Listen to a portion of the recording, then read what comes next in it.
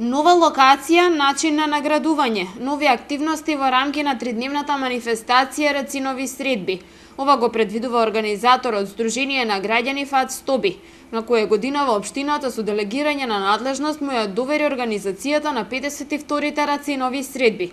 Членовите на Сдруженијето велат дека акцентот годинава ќе биде ставен на тоа, велес да живее во духот на Рацин, младите да бидат дел од оваа манифестација која е од огромно значење. Тоа впрочем беше и наша примерна цел од минатата година да излеземе од херметизмот на оваа поетска манифестација која години наназад се однесуваше само на книжевниците, само на писателите и поетите и да ја отвориме кон поширокиот аудиториум, односно тоа да стане еден вид на градско празнување и чествување на Рацин, на неговото дело, на неговиот лик и воопшто на неговото творештво. Централната манифестација на 52-те Рацинови средби ќе се одржи на спомен костурницата. Годинава нема да се одржи традиционалниот поетски митинг, затоа пак, како и лани, ќе биде реализиран перформансот 1000 свеќи за Рацин, а ќе има и многу новитети.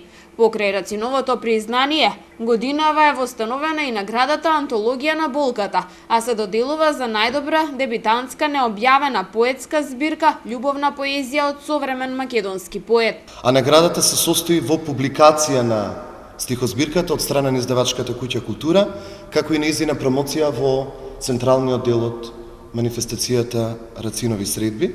На конкурсот ќе може да учествуваат поети со дебитантски необјавени збирки на љубовна поезија, а конкурсот ќе трае до 15 мај 2015 година. Со ова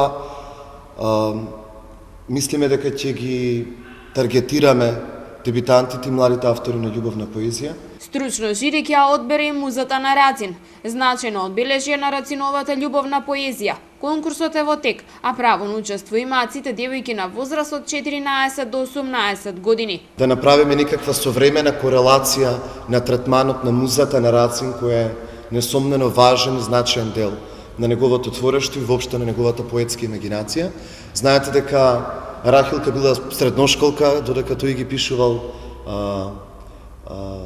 дописките кои се поместени во таа единствена негова стихозбирка, да речам, со љубовна поезија, насловена како Антологија на болката.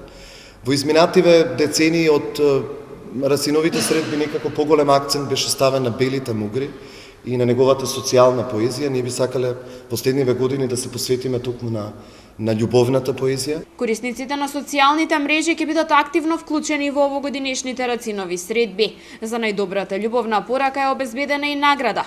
Целта е младите да го почувствуваат духот на убавата Рацинова љубовна поезија и со тоа активно да се вклучат во манифестацијата.